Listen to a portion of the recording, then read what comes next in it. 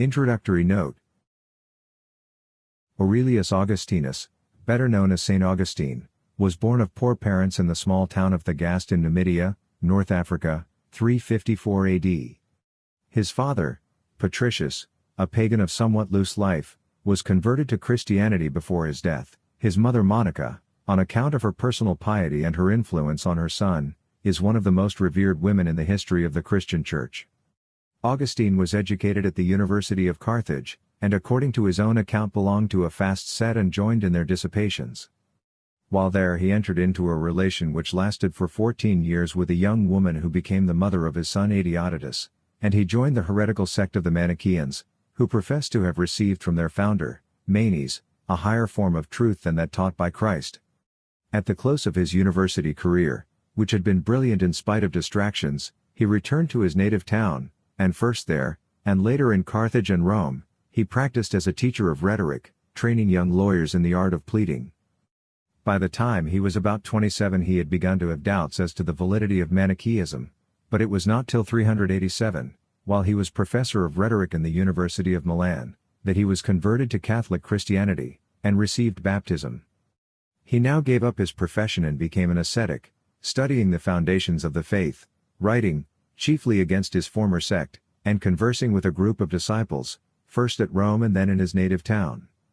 When he was on a visit to Hippo, not far from Thagaste, he was forced into the priesthood, and in 395 he became Bishop of Hippo, an office which he filled for the remaining 35 years of his life.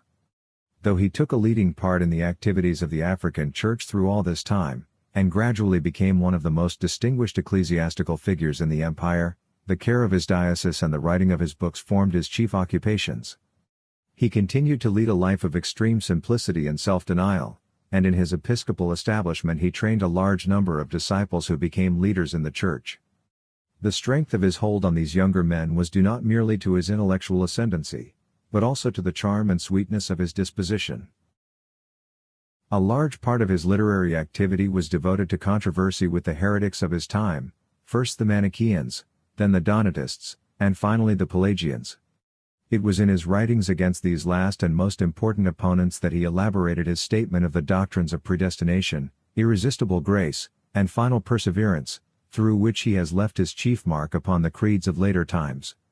The theology of the schoolmen, such as Thomas Aquinas, and of the Calvinists of the Reformation, is built upon an Augustinian basis. His two most important books are The City of God and the Confessions.